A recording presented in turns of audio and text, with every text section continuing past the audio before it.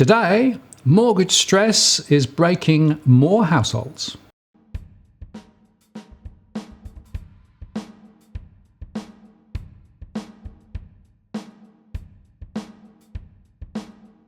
Hello again, it's Martin North from Digital Finance Analytics. Welcome to our latest post covering property and finance news with a distinctively Australian flavour. And today, I want to take you through the latest results from our mortgage stress surveys. This is data to the end of December 2018.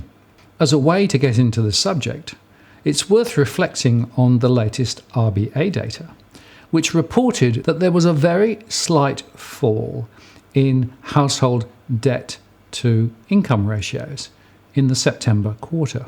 However, if you look more specifically at the ratios relating to mortgage lending, then they continue to rise. And the latest number is sitting at 139.6.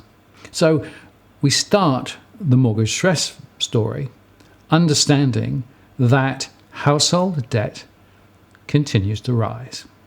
Across Australia, more than 1,024,000 households are now estimated to be in mortgage stress, and that compares with 1,015,000 last month. And that, of course, is another new record. Now, this equates to 31% of owner-occupied borrowing households. And in addition, more than 22,000 of these are in severe stress. Now, those in severe stress are much more likely to end up defaulting or being foreclosed. And we can also project forward the likelihood of 30-day default. And on that basis, we now have 62,000 households who risk default within the next 12 months.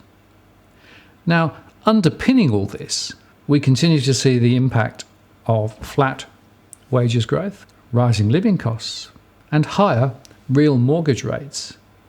And we also think the bank losses will continue to rise a little ahead.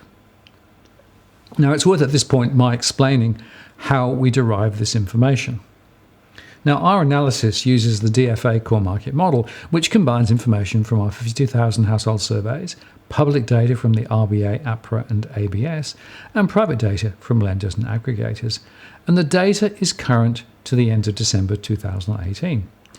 We analyse household cash flow based on real incomes, outgoings, and mortgage repayments rather than using an arbitrary 30% of income, which some other commentators choose to use. Now, we define households as stressed when net income or cash flow does not cover ongoing costs. Households may or may not have access to other available assets, and some have paid ahead, but households in mild stress have little leeway in their cash flows, whereas those in severe stress are unable to meet repayments from current income. In both cases, households manage this deficit by cutting back on spending, putting more on credit cards, and sometimes seek to refinance, restructure, or even sell their homes. And those in severe stress are more likely to be seeking hardship assistance and are often forced to sell. Now, if you look under the hood, what you discover is that households are in stress, partly because of continued cost of living rises, and they talk about fuel bills, electricity bills, childcare costs, healthcare costs, and a range of other different costs, all going up. And as we say, the real experience of many households is far removed from the typical reported cost of living increases as in the CPI, as we discussed the other day. And we also showed yesterday in the RBA data sets that the savings ratio continues to fall.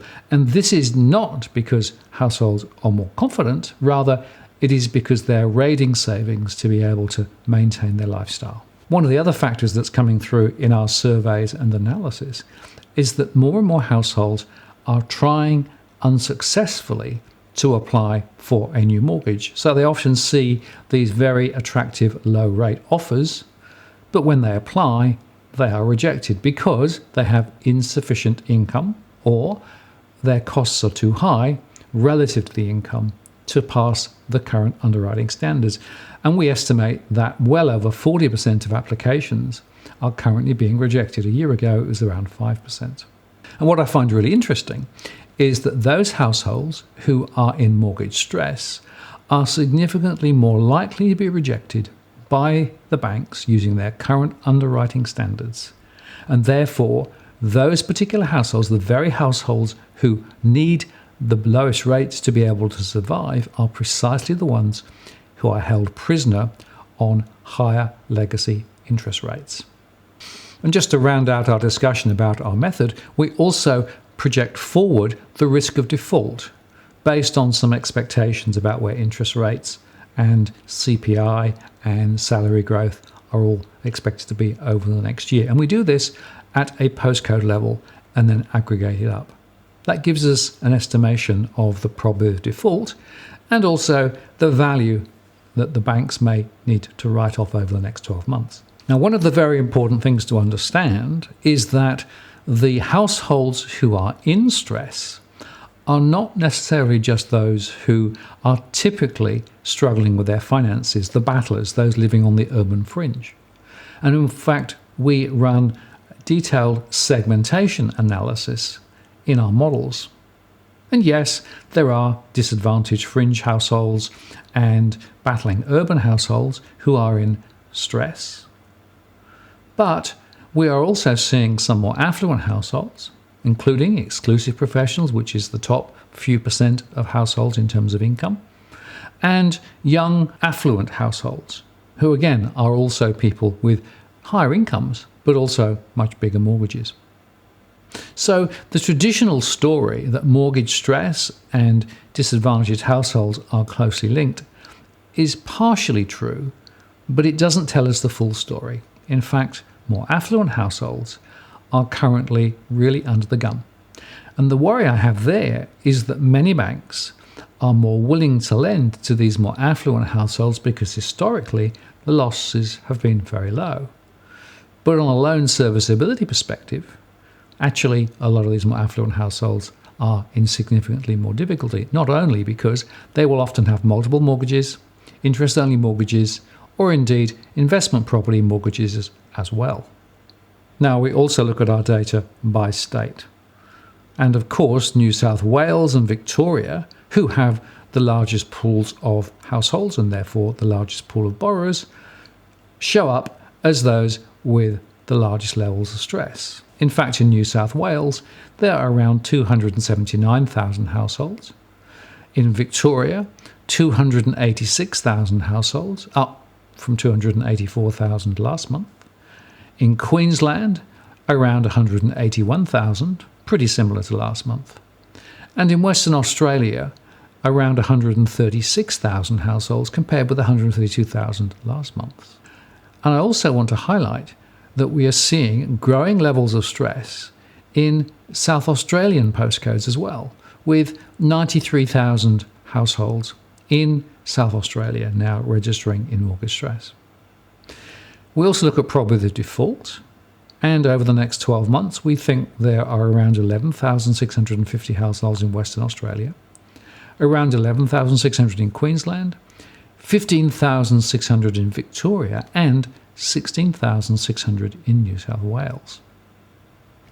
So the key point there is that relative to the number of households in stress, there are more households in Western Australia than anywhere else who have the risk of default in the next 12 months. And that's because of the long, slow drag in Western Australia, with wages very much compressed, with home prices sliding, and with the broader economic environment there still relatively sour. And we can also estimate financial losses relating to bank write-offs. Around 1.1 billion over the next year will be written off in New South Wales from owner-occupied borrowers, about 1.48 billion in Victoria, and in Western Australia, about 1 billion there. And that equates to about 3.6 basis points of loss on the underlying balances. So again, Western Australia continues to shine as the highest risk and highest rate of defaults across the country. But we are continuing to see growth in Victoria and New South Wales, and now some in South Australia too. We also do our analysis down to a postcode level and then roll it up via different regions. So you can see here the distribution across the various regions across the states.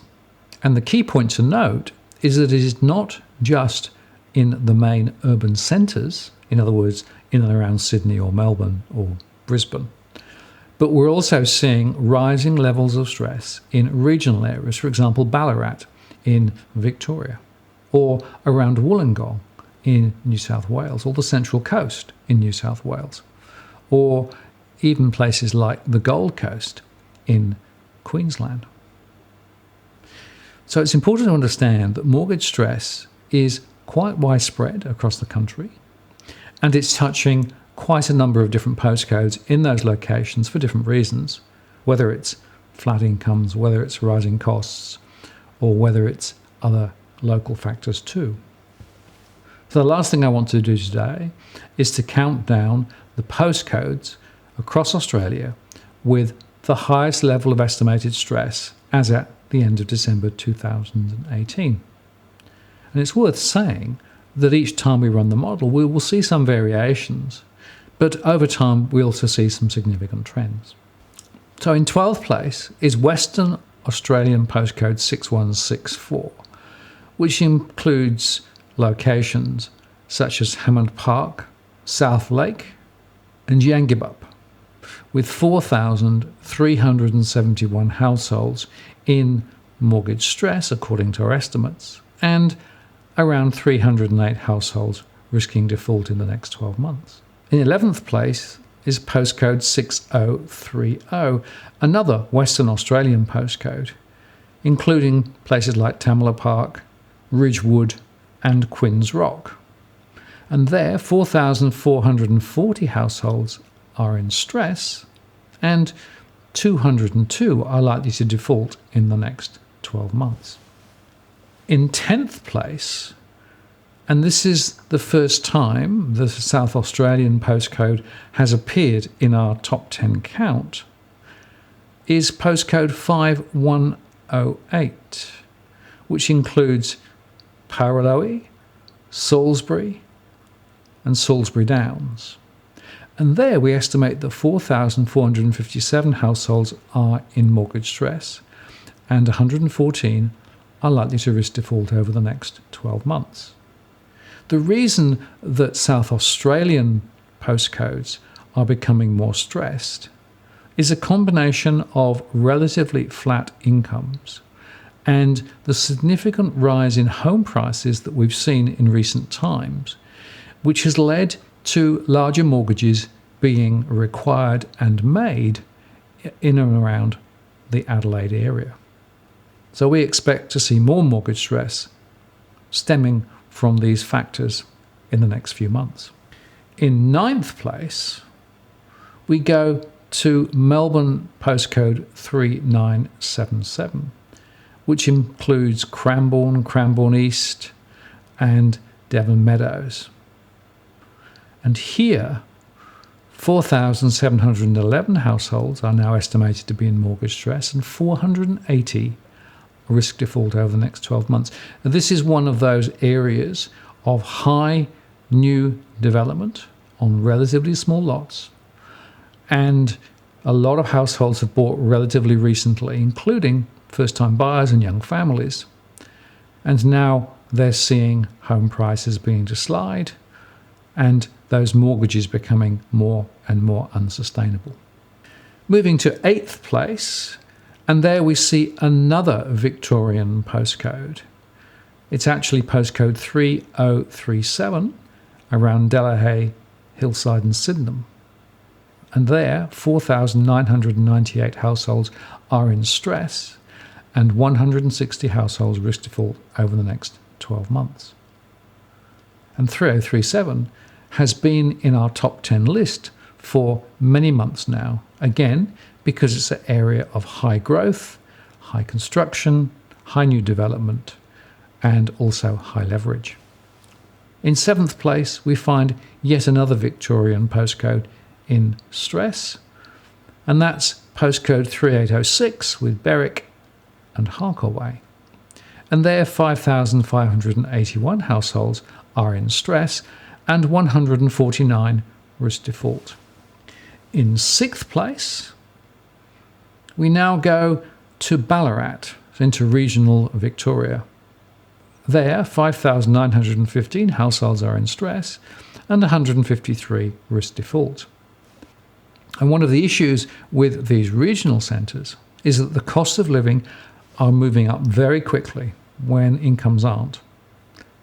And as a result, despite the fact that home prices are not so high as in the main centres, neither are incomes. So households are extremely highly leveraged. And of course, there has also been a lot of new development on the fringes of a number of regional centres, including Ballarat. And so now we move into the top five. And in fifth place is New South Wales postcode 2560, which includes Campbelltown, Rosemeadow, Roos, and Woodbine. And there, 6,838 households are in stress and 114 risk default. And again, this is an area of high recent development on small plots. And households are highly leveraged, and now home prices are sliding. In fourth place, we go back to Western Australia, to Tapping and Hocking. And there, in postcode 6065, we have 6,942 households registering as in stress and 304 risk default in the next 12 months. And now as we count down to the top three, we come back to New South Wales to 2170, and that includes areas around Liverpool, Liverpool South, Warwick Farm and Chipping Norton. And there, 7,136 households are in stress and 116 risk default. Again, another area of high urban development, a lot of new construction, a lot of recent purchases, and a lot of households who bought in right at the top of the market before prices started to slide. So they have very large mortgages, and again, their incomes are just not keeping up. Their costs are rising, but their incomes are static. Now in second place, we go down to Victoria, to postcode 3805, and that includes Fountain Gate, Narre and Narre South. And again, another area of high urban development, a lot of new properties being built, a lot of high-priced properties also being sold, and many people leveraged to the hilt. So there, 7,445 households are in stress and 185 risk and default. And right at the top of the list in number one position is Queensland postcode 4350, and that's the area around Toowoomba. And there, 7,504 households are registering as stressed and 266 risk default. And what's interesting about that result is that until quite recently, 4350 was probably somewhere in the top 10, but well behind the New South Wales and Victorian postcodes. But over the last couple of months, we've started to see a bit of a change, with considerable costs of living rising in and around Queensland. And whilst price falls are less severe in Queensland, and there's also a timing thing here too. Some of the households here bought not in the last 12 months, but 2 or 3 years ago. And quite often it takes 2 to 3 years for mortgage stress to really emerge, because in the short term, households are able to wrestle with cash flow, put more on credit cards, and perhaps even refinance. But eventually, the chickens do come home to roost. So that gives you a bit of a rundown of the most recent results from our mortgage stress surveys. we'll be running the same analysis in the next month. But before I go, it's worth just highlighting a couple of critical points about mortgage stress. In our surveys, we find that many households are simply unaware of how precarious their financial status is, partly because they don't maintain cash flows, and partly because if they do know they've got difficulty, they tend to put their heads in the sand and hope that magically things will get right. Now, in the current environment, and the no interest rates are very low, many households will struggle to maintain those mortgage repayments ahead. So my first point would be that if you are in financial difficulty, it's important to recognize the fact. And the quickest and simplest way of doing that is to drop a cash flow so that you can see what money is coming in and what money is going out. And if you do have a monthly shortfall, then that's a leading indicator of trouble ahead. Now, around half of households that we survey have no cash flow at all, have no idea, have no feel for what their financial status is. So it's really important, firstly, to drop a cash flow. And ASIC has some useful tools on their website, and I'll put a link below to the Money Smart website. The second point to make is not only is cash flow important, but it's also important to understand the relative interest rates on different loans that you might actually have at the moment. Often, we find that households have quite large balances on credit cards, which are charging extremely high interest rates. So to help manage cash flow, it's often the case that the best thing to do is to stop using those high interest rate cards and start paying them down. It's important to have a repayment plan and to stick to it. And I quite often say to people, well, if you have credit cards and you're really continuing to use them, be very, very careful. The third point is that if you are in serious hardship and if you recognize that you're in mortgage stress when you do your cash flow, it's important to talk to your lender, because lenders have a legal obligation to help in case of hardship, and that could be restructuring a loan, or it could even be offering interest rate repayment holidays for a short period of time to help with particular issues. The risky thing to do is to do nothing and just magically hope it'll cure itself.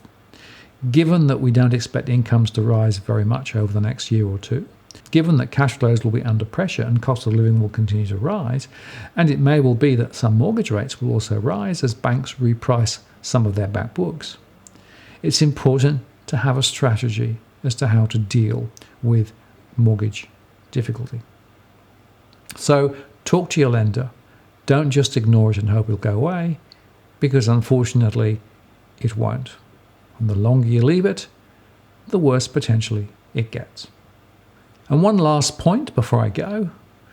I have now scheduled our next live stream event for Tuesday, the 15th of January at 8 p.m. Sydney time. As normal, we'll be discussing the latest data on finance and property, and also taking live questions through the chat. But if you'd like to send me questions beforehand, please do so either by using the YouTube or the DFA website.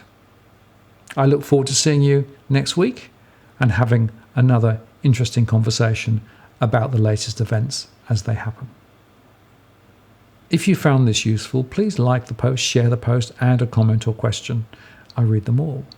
And if you haven't subscribed, do so to receive our future alerts by ringing that bell. And if you'd like to support our efforts to continue to make great content, you can do that via our Patreon program, here's the link, or via PayPal, where you can make a one-off contribution. We do appreciate the support we're getting from our followers, and this does help us to continue to make great content. I'm Martin North from Digital Finance Analytics. Many thanks for watching, and I'll see you next time.